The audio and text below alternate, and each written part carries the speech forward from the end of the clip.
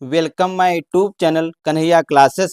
जी हाँ, इस वीडियो में हम आपको मादा जनन तंत्र के विषय में चित्र के माध्यम से समझाएंगे।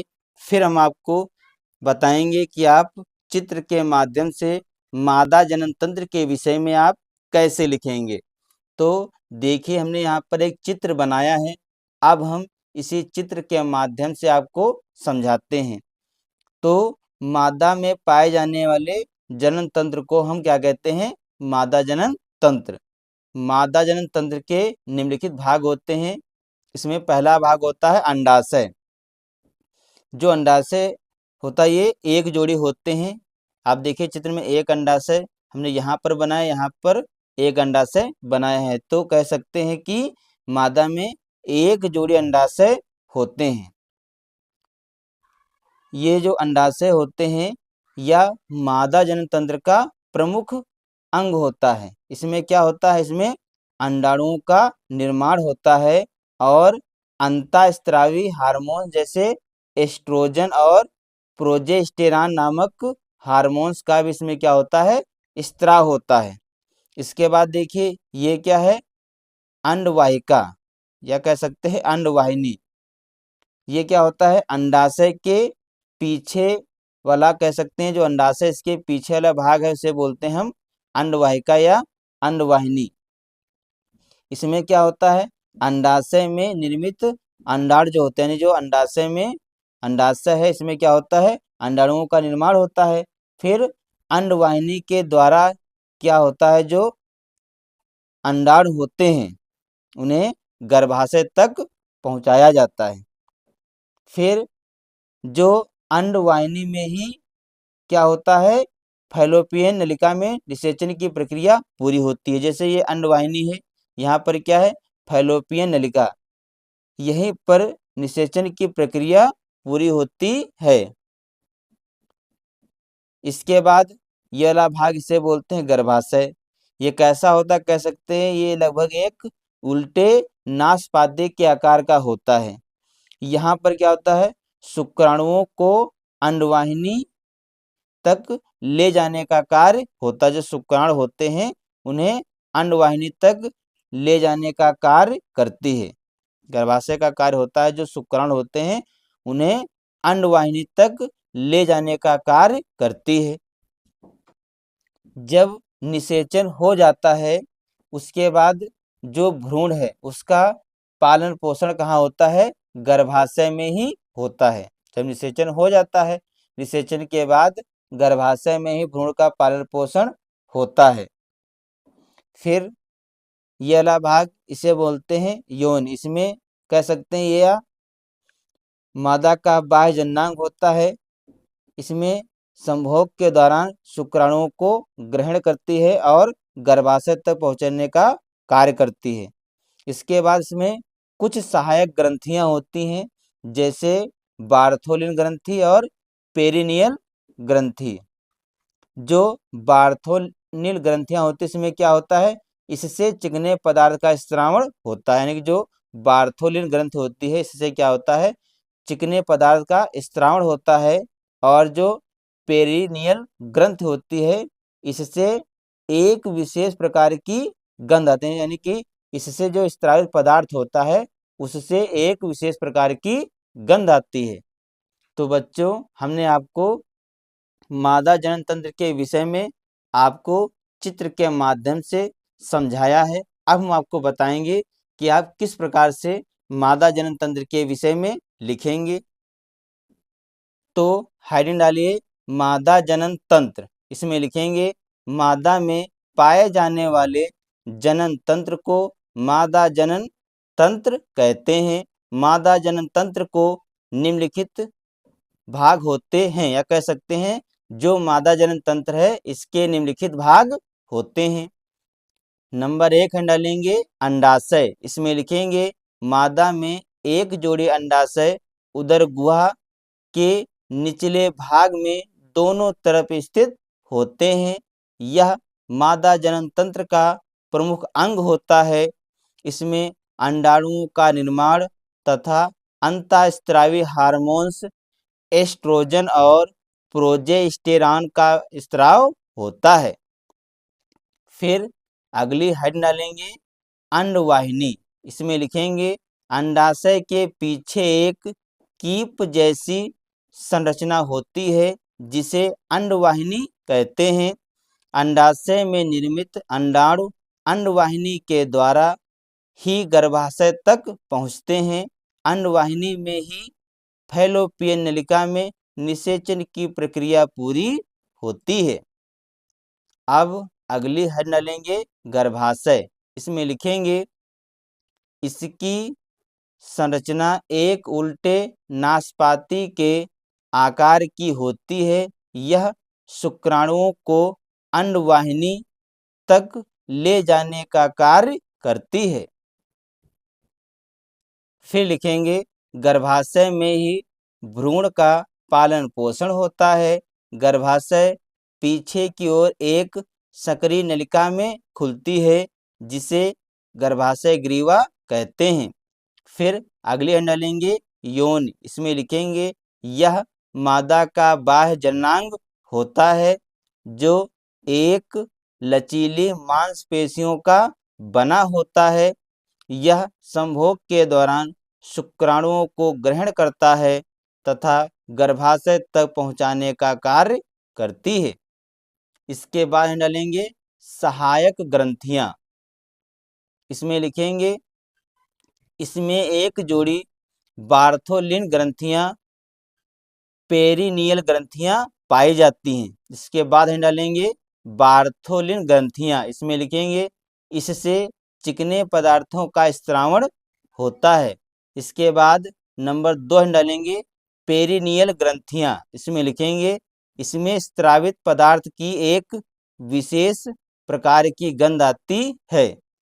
तो बच्चों हमने आपको इस वीडियो में चित्र के माध्यम से मादा जनन तंत्र के विषय में समझाया है। इस वीडियो में आपको नर जनन तंत्र के विषय में चित्र के माध्यम से समझाते हैं कि आप नर जनन तंत्र के विषय में आप कैसे लिखेंगे।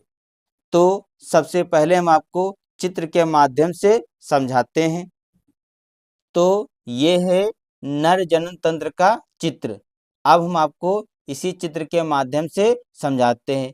तो देखिए यहाँ पर ये क्या है, वृषण। ये नर जनन तंत्र का प्रमुख अंग होता है। ये एक थैलीनुमा जो संरचना आपको दिखाई दे रही है, इसी के अंदर ये स्थित होता है। जो ये थैलीनुमा संरचना होती है इसे बोलते हैं हम वृषण कोश। और इसी के अंदर क्या होते हैं, वृषण होते हैं। इनकी संख्या 2 होती है। इसमें क्या होता है वृषण में, इसमें शुक्राणुओं का निर्माण होता है और टेस्टोस्टेरान नामक जो हार्मोन्स होता है इसका भी स्त्राव होता है। फिर इसके ऊपर होती है अर्धवृषण। इसके ऊपर क्या होता है, अर्धवृषण। इसमें क्या होता है, जो शुक्राणु बनते हैं वृषण में, उसके बाद जो अर्धवृषण होता है इसमें शुक्राणु क्या होते हैं, परिपक्व होते हैं। और जो इसका आकार होता है घोड़े के नाल के आकार का होता है। फिर इसके ऊपर आप देखिए ये है शुक्रवाहिनी। ये लगभग कह सकते हैं 20 से 25 सेमी लंबी होती है। जो शुक्रवाहिनी होती है ये लगभग कह सकते हैं 20 से 25 सेमी लंबी होती है। जो वृषण और अर्धवृषण में शुक्राणुओं को शुक्राशय तक ले जाने का कार्य करती है। यानी कि जो वृषण में शुक्राणु बनते हैं, बनने के बाद जो अर्धवृषण होता है इसमें शुक्राणु परिपक्व होते हैं। फिर जो शुक्राणु होते हैं वो शुक्रवाहिनी क्या करती है, शुक्राशय तक पहुंचाने का कार्य करती है। फिर जब शुक्राणु शुक्राशय में पहुंच जाते हैं तो इसमें शुक्राणु कह सकते हैं लंबे समय तक सुरक्षित रहते हैं। और जो शुक्राणु होते हैं उनका पालन पोषण शुक्राशय में ही होता है। फिर यहाँ पे देखिए ये है शिशिन। ठीक है, ये कह सकते एक मैथुन अंग होता है और संभोग के दौरान यौन में शुक्राणुओं को पहुंचाता है। फिर देखिए ये भाग मूत्राशय है। कौन सा भाग है, मूत्राशय। इसमें मूत्र एकत्रित होता है।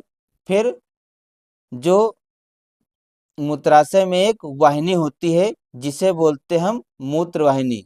इसमें जो शुक्राणु होते हैं और मूत्रीय दोनों के बाहर आने का मार्ग होता है।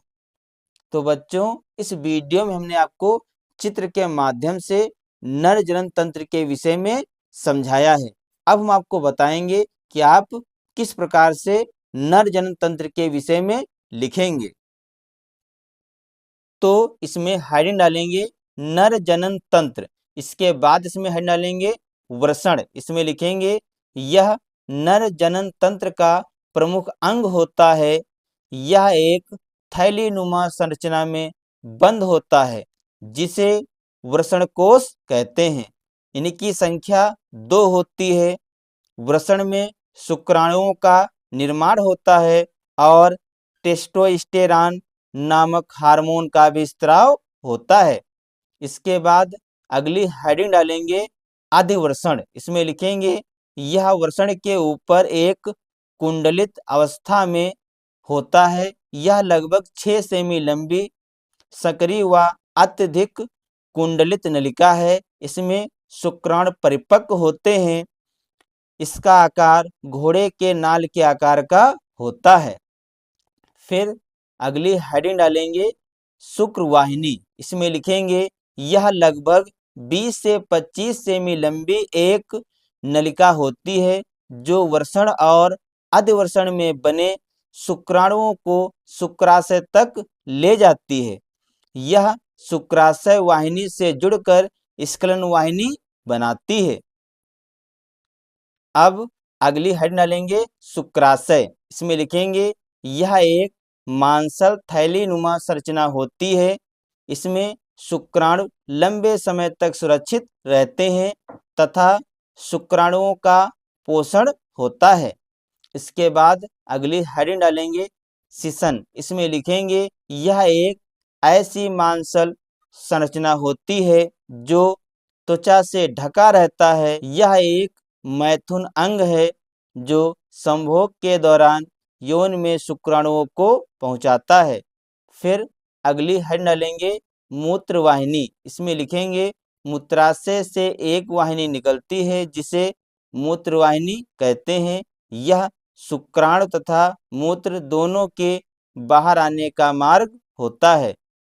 तो बच्चों, इस वीडियो में हमने आपको नर जनन तंत्र के विषय में चित्र के माध्यम से समझाया है। इस वीडियो में हम आपको बताएंगे कि आप शुक्र जनन किसे कहते हैं। इसके विषय में हम आपको चित्र के माध्यम से समझाएंगे। तो सबसे पहले हम आपको बताएंगे कि शुक्र जनन किसे कहते हैं। तो इसमें हेडिंग डालेंगे शुक्र जनन। इसमें लिखेंगे वृषण के अंदर शुक्राणुओं के बनने की क्रिया शुक्र जनन कहलाती है। यानी कि जो वृषण होते हैं इनके अंदर शुक्राणुओं का निर्माण होता है। तो हम लिख सकते हैं कि वृषण के अंदर शुक्राणुओं के बनने की क्रिया शुक्र जनन कहलाती है। फिर लिखेंगे शुक्र जनन की प्रक्रिया निम्नलिखित 3 चरणों में पूरी होती है। अब हम आपको इसके विषय में सबसे पहले चित्र के माध्यम से समझाते हैं। फिर हम बताएंगे कि जो शुक्र जनन की पूरी प्रोसेस है ये 3 चरणों में कैसे पूरी होती है। तो ये है शुक्र जनन का चित्र। अब हम इसी चित्र के माध्यम से आपको समझाते हैं। तो ये है प्राथमिक जनन कोशिका।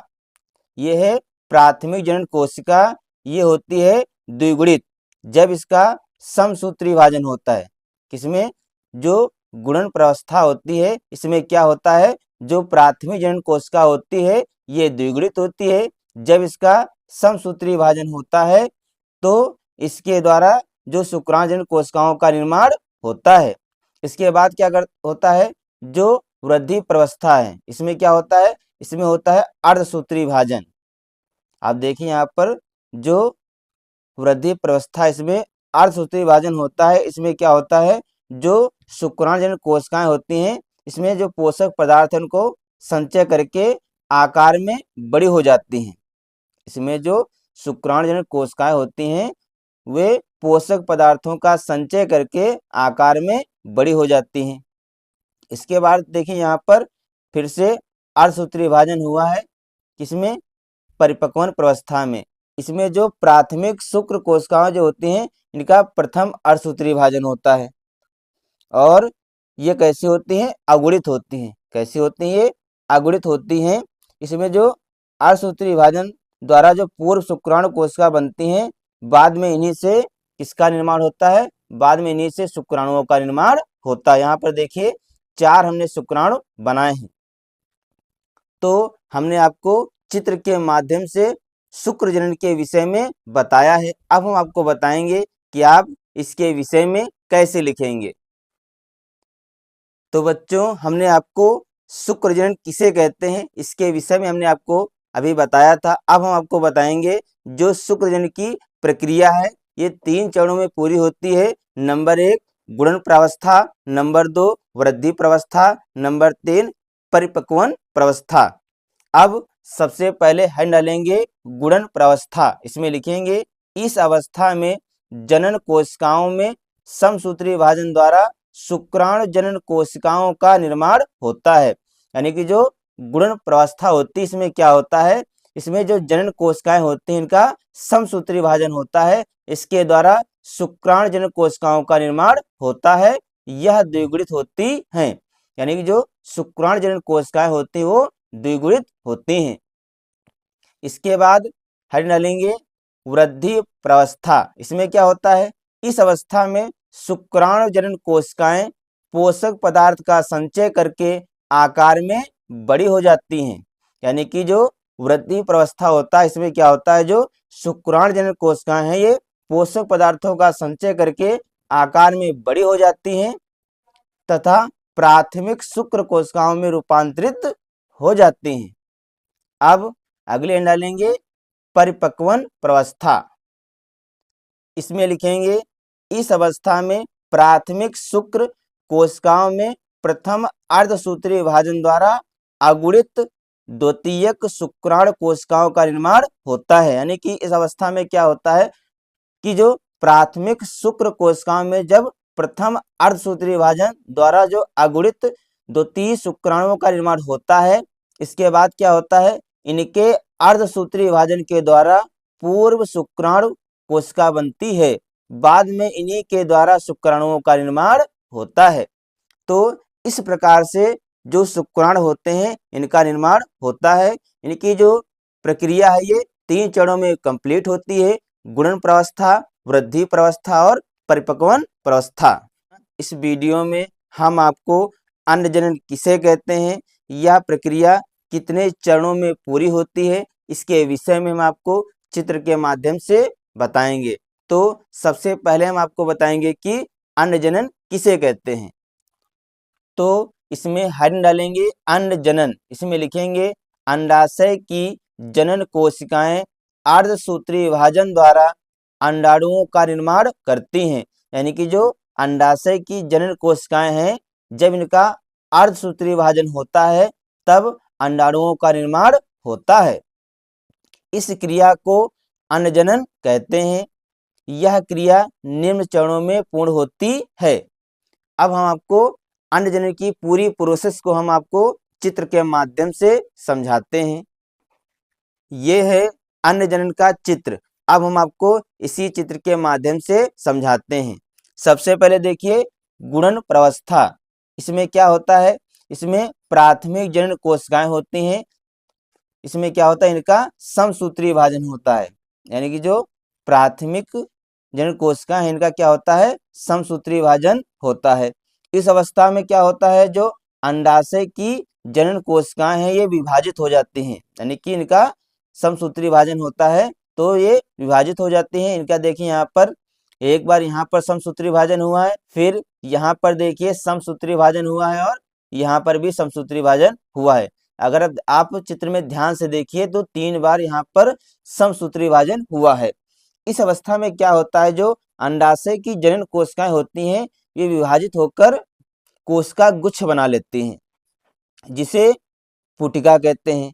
पुटिका की एक बड़ी कोशिका होकर क्या बना लेती है, उगोनियम बना लेती है। यानी कि इस अवस्था में जो अंडाशय की जनन कोशिकाएं होते हैं ये विभाजित होकर कोशिका गुच्छ बनाती हैं, जिसे पुटिका कहते हैं। जो पुटिका की एक कोशिका बड़ी होकर क्या करती है, उगोनियम बनाती है। फिर अगले प्रोसेस को देखें, वृद्धि प्रवस्था। इसमें क्या होता है, इस अवस्था में जो प्राथमिक oocyte है, जो प्राथमिक oocyte है, ये भोज्य पदार्थों का संचय करता है, और संचय करने के बाद जो उगोनियम है, ये इसका जो कोशिका का आकार बढ़ जाता है। जब यहाँ पर भोज्य पदार्थों का ये संचय करता है, संचय करने के बाद जो उगोनियम है, इसमें कोशिका का आकार बढ़ जाता है, इसलिए इसे हम कहते हैं प्राथमिक oocyte। फिर क्या होता है, नंबर 3 में परिपक्वन प्रवस्था। इसमें क्या होता है, यहाँ पर जो प्राथमिक oocyte है, जो प्राथमिक oocyte है, यहाँ पर देखिए इसका 2 बार, यहाँ पर हुआ है अर्धसूत्री विभाजन, और यहाँ पर भी क्या हुआ, अर्धसूत्री विभाजन। तो यहाँ पर प्राथमिक oocyte का 2 बार जो है अर्धसूत्री विभाजन होता है। जब इसमें प्रथम अर्धसूत्री विभाजन होता है, तो जो प्राथमिक oocyte में जो बड़ी कोशिका होती है, ठीक है, इसमें क्या होता है, जो इसका जब अर्धसूत्री विभाजन होता है यहाँ पर, तो क्या बनता है, ध्रुवीय काय का निर्माण होता है, ध्रुवीय काय का निर्माण होता है। और जब दोबारा अर्धसूत्री विभाजन होता है, तो यहाँ पर आप देखिए द्वितीयक oocyte में, द्वितीयक oocyte में जो होता है, एक बड़ी कोशिका जो होती है, वो अंडाणु के रूप में परिवर्तित हो जाती है, और इसके साथ क्या बनता है, देखिए यहाँ पर द्वितीयक ध्रुवीय बनता है, और यहाँ पर देखिए तृतीयक ध्रुवीय, यानी कह सकते हैं 3 छोटी ध्रुवीय कोशिकाओं का निर्माण होता है। यानी कि एक यहाँ पर अंडाणु का निर्माण होता है, और 3 यहाँ पर आप ध्यान से अगर आप चित्र में देखिए, तो यहाँ पर 3 छोटी ध्रुवीय कोशिकाओं का निर्माण होता है। तो इस प्रकार अंडाणु का निर्माण होता है। अब हम आपको बताएंगे कि आप किस प्रकार अन्न जनन के जो पूरी प्रोसेस है, इसके विषय में आप कैसे लिखेंगे। तो सबसे पहले हम डालेंगे गुणन प्रवस्था। तो इसमें लिखेंगे, इस अवस्था में अंडाशय की जनन कोशिकाएं विभाजित होकर कोशिका गुच्छ बनाती हैं। यानी कि इस अवस्था में क्या होता है, जो अंडाशय की जनन कोशिकाएं हैं, ये विभाजित होकर कोशिका गुच्छ बनाती हैं, जिसे पुटिका कहते हैं। पुटिका की एक कोशिका बड़ी होकर उगोनियम बना देती है। फिर हम डालेंगे वृद्धि प्रवस्था। इसमें क्या होता है, इस अवस्था में भोज्य पदार्थों के संचय के कारण उगोनियम कोशिका आकार में बढ़ जाती है। इस अवस्था में क्या होता है, जो उगोनियम होता है, ये भोज्य पदार्थों का संचय करता है, जिससे उसका आकार बढ़ जाता है। इसे प्राथमिक oocyte कहते हैं। फिर अगले हम डालेंगे परिपक्वन प्रवस्था। इसमें लिखेंगे, यहाँ पर प्राथमिक oocyte 2 बार विभाजित होता है। यानी कि जो प्राथमिक oocyte है, इसका विभाजन 2 बार होता है। प्रथम अर्धसूत्री विभाजन द्वारा प्राथमिक oocyte से बड़ी कोशिका द्वितीयक oocyte और छोटी कोशिका ध्रुवीय काय का निर्माण होता है। द्वितीय अर्धसूत्री विभाजन द्वारा द्वितीयक oocyte से बड़ी कोशिका अंडाणु का निर्माण होता है, तथा 3 छोटी ध्रुवीय कोशिकाओं का निर्माण होता है।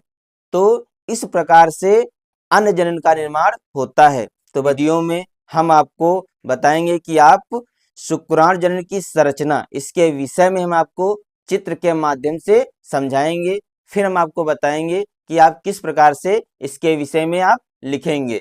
तो सबसे पहले हम आपको शुक्राणु की संरचना के विषय में बताते हैं। तो जो ये शुक्राणु है, ये लगभग 60 माइक्रोमीटर लंबा व पतला होता है। यानी कि जो मानव का शुक्राणु होता है, कह सकते हैं यह लगभग 60 माइक्रोमीटर लंबा व पतला होता है, और ये चम्मच के आकार का होता है। इसके 3 प्रमुख भाग होते हैं। नंबर 1 सिर, फिर दूसरा भाग मध्य भाग, तीसरा पूंछ।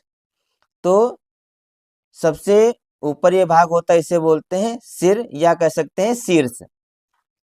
ये शुक्राणु का अग्र व कह सकते हैं सबसे प्रमुख भाग होता है। इसमें केंद्रक होता है, यानी कि जो ये शुक्राणु का अग्र भाग होता है इसमें क्या होता है, केंद्रक होता है, जिसमें गुणसूत्र उपस्थित होते हैं। यानी कि जो केंद्रक है इसी में क्या उपस्थित होते हैं, गुणसूत्र उपस्थित होते हैं। सिर का सबसे ऊपरी भाग इसे क्या बोलते हैं, एक्रोसोम। यानी कि जो सिर का सबसे ऊपरी भाग है इसे बोलते हैं एक्रोसोम। और जो गाल्जी काय का बना होता है, जो एक्रोसोम है किसका बना होता है, ये गाल्जी काय का बना होता है। फिर जो सिर है, ये जो सिर है, सिर के निचले भाग में एक जोड़ी तारक काय उपस्थित होते हैं। अब जो सिर है इसके नीचे देखिए यहाँ पर एक जोड़ी जो है तारक काय उपस्थित होते हैं। फिर इसका दूसरा भाग होता है ये वाला भाग, इसे बोलते हैं मध्य भाग। इसमें क्या होता है, अच्छे तंतु उपस्थित होता है।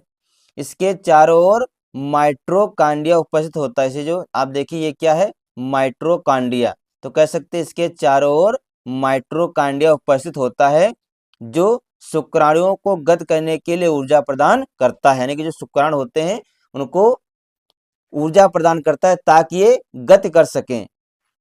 फिर इसका तीसरा भाग होता है पूंछ। यह शुक्राणु का अंतिम व सबसे लंबा कह सकते हैं धागे नुमा भाग होता है। यानी कि जो तीसरा भाग आप देखिए यहाँ से लेकर यहाँ तक हमने बनाए हैं, इस भाग को कहते हैं पूंछ। ये शुक्राणु का अंतिम भाग होता है, ये सबसे लंबा धागे नुमा भाग होता है। यह एक कह सकते हैं झिल्ली नुमा आवरण से घिरा होता है, जिसमें जो शुक्राणु को तैरने में सहायता मिलती है। यानी कि जो तीसरा भाग होता है पूंछ, ये शुक्राणु का अंतिम भाग होता है और ये झिल्ली नुमा आवरण से घिरा होता है। इसमें क्या होता है, जो शुक्राणु होते हैं उनको तैरने में सहायता मिलती है। तो ये है शुक्राणु जन की जो संरचना है, इसके 3 भाग होते हैं, सिर, मध्य भाग और पूंछ। इसके विषय में हमने आपको चित्र के माध्यम से बताया है। अब हम आपको बताएंगे कि आप इसके विषय में किस प्रकार लिखेंगे। अब हेडिंग डालेंगे शुक्राणु की संरचना। इसमें लिखेंगे मानव का शुक्राणु लगभग 60 माइक्रोमीटर लंबा व पतला होता है। यह चम्मच के आकार का होता है। हमने आपको अभी चित्र के माध्यम से समझाया था शुक्राणु जन के विषय में। तो इसमें जो मानव का शुक्राणु होता है वो लगभग 60 माइक्रोमीटर लंबा व पतला होता है। यह चम्मच के आकार का होता है। इसके 3 प्रमुख भाग होते हैं। नंबर 1 सिर। इसमें लिखेंगे यह शुक्राणु का अग्र व सबसे प्रमुख भाग होता है। इसमें केंद्रक होता है, यानी जो शुक्राणु का अग्र भाग होता है ये इसका प्रमुख भाग होता है शुक्राणु का। इसमें केंद्रक उपस्थित होता है, जिसमें गुणसूत्र उपस्थित होते हैं। सिर का सबसे ऊपरी भाग एक्रोसोम कहलाता है, जो गाल्जी काय का बना होता है। सिर के निचला भाग में एक जोड़ी तारक काय उपस्थित होते हैं। यानी कि जो शुक्राणु होता है इसका अगर आगे वाला भाग जो होता है वो इसका प्रमुख भाग होता है। इसमें केंद्रक होता है और इसमें गुणसूत्र उपस्थित होते हैं। सिर का सबसे ऊपरी भाग होता है उसे बोलते हैं एक्रोसोम, जो गाल्जी काय का बना होता है। सिर के निचले भाग में एक जोड़ी तारक काय उपस्थित होते हैं। इसके बाद डालेंगे मध्य भाग। इसमें लिखेंगे इस भाग से शुक्राणु के अंत तक एक अच्छी तंतु उपस्थित होता है। इसके चारों ओर माइट्रोकांडिया उपस्थित होता है, जो शुक्राणुओं को गत करने के लिए ऊर्जा प्रदान करता है। अब डालेंगे पूंछ। इसमें लिखेंगे यह शुक्राणु का अंतिम व सबसे लंबा धागे नुमा भाग होता है। यह एक झिल्ली नुमा आवरण से घिरा रहता है। यह शुक्राणुओं को तैरने में सहायक होता है। तो बच्चों हमने आपको चित्र के माध्यम से समझाया है कि आप शुक्राणु के विषय में कैसे लिखेंगे। इस वीडियो में हम आपको बताएंगे कि मासिक चक्र या आर्तव चक्र किसे कहते हैं और मासिक चक्र की 3 अवस्थाएं होती हैं। इसके विषय में आपको बहुत ही आसान शब्दों में लिखकर समझाएंगे। तो सबसे पहले हेड डालेंगे मासिक चक्र या आर्तव चक्र। इसमें लिखेंगे मादाओं में अंडाणु निर्माण 28 दिन के चक्र में होता है, जिसे आर्तव चक्र या मासिक चक्र कहते हैं। यानी कि जो मादाओं में अंडाणु निर्माण होता है वो 28 दिन के चक्र में होता है, जिसे आर्तव चक्र या मासिक चक्र कहते हैं। प्रत्येक स्त्री में यह चक्र 12 से 13 वर्ष की आयु से प्रारंभ हो जाता है। यानी कि जो आर्तव चक्र है ये प्रत्येक स्त्री में 12 से 13 वर्ष की आयु में प्रारंभ हो जाता है और 45 से 55 वर्ष की आयु में खत्म हो जाता है। यह चक्र अंडाशय में अंडाणु निर्माण को दर्शाता है। इस चक्र में क्या होता है, जो अंडाशय होते हैं इसमें अंडाणुओं का निर्माण को ये क्या करता है, ये चक्र दर्शाता है। इसके प्रारंभ होने के साथ ही मादा गर्भधारण में सक्षम हो जाती है। यानी कि जब ये चक्र प्रारंभ हो जाता है तो मादा होते वो गर्भधारण में सक्षम हो जाती है। फिर लिखेंगे मासिक चक्र की 3 अवस्थाएं होती हैं। नंबर 1 क्रम प्रसारी अवस्था। इस अवस्था में क्या होता है, FSH पुटिकाओं एस्ट्रोजन के स्त्रावण के प्रेरित करता है। यानी कि इसमें क्या होता है, जो FSH ये हार्मोन्स जो होता है ये पुटिकाओं एस्ट्रोजन के स्त्रावण को प्रेरित करता है। इस अवस्था का अंतराल 1 से 12 दिनों का होता है। फिर अगले डालेंगे नंबर 2 स्त्रावित अवस्था। इसमें लिखेंगे कार्पस ल्यूटियम प्रोजेस्टेरॉन तथा एस्ट्रोजन की अधिक मात्रा का श्रवण करता है। इस अवस्था का अंतराल 12 से 14 दिन का होता है।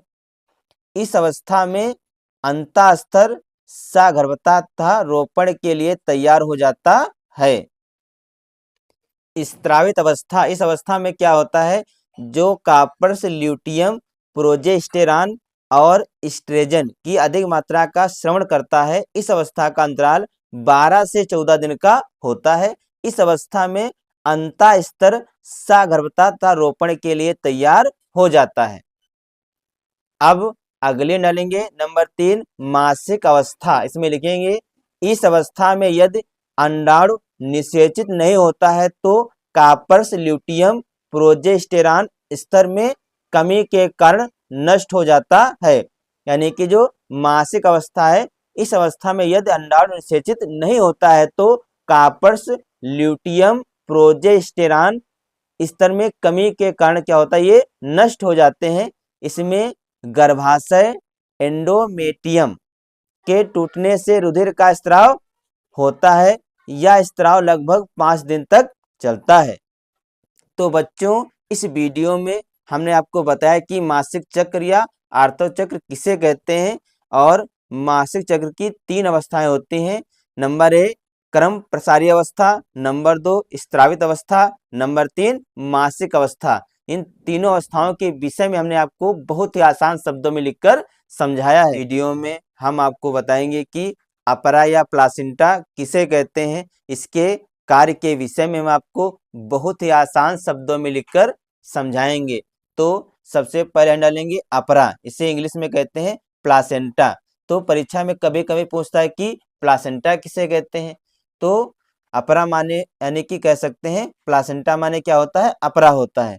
तो अपरा या प्लासेंटा, इसमें लिखेंगे नर और मादा प्राणियों के ऊतकों से निर्मित वह रचना जो भ्रूण की गर्भाशय की भित्ति से संबंध स्थापित करती है तथा भ्रूण व मादा रुधिर के बीच पदार्थों का आदान प्रदान करती है, अपरा कहलाती है। यानी कि अपरा या प्लासेंटा किसे कहते हैं, तो इसमें लिखेंगे नर और मादा प्राणियों के ऊतकों से निर्मित वह रचना जो भ्रूण की गर्भाशय की भित्ति से संबंध स्थापित करती है और भ्रूण और मादा रुधिर के बीच पदार्थों का आदान प्रदान करती है, अपरा कहलाती है। इसके बाद डालेंगे कार्य। इसमें लिखेंगे नंबर 1 पोषण, कामाशोषण एवं उत्सर्जन में मदद करना। नंबर 2 भ्रूण की रोगों से सुरक्षा करना। नंबर 3 हार्मोन्स का स्त्रावण करना। नंबर 4 यह भ्रूण के विकास में भी सहायक होता है। यानी कि जो प्लासेंटा इसके कार्य क्या होते हैं, तो लिखेंगे नंबर 1 पोषण, श्वसन एवं उत्सर्जन में मदद करना। नंबर 2 भ्रूण की रोगों से सुरक्षा करना। नंबर 3 हार्मोन्स का स्त्रावण करना। नंबर 4 यह भ्रूण के विकास में भी सहायक होता है। तो बच्चों, इस वीडियो में हमने आपको अपरा किसे कहते हैं इसके कार्य के विषय में बहुत ही आसान शब्दों में लिखकर बताया है। तो बच्चों, आज के वीडियो में इतना ही। मिलते हैं अगले वीडियो में नए टॉपिक के साथ। तब तक के लिए जय हिंद, जय भारत।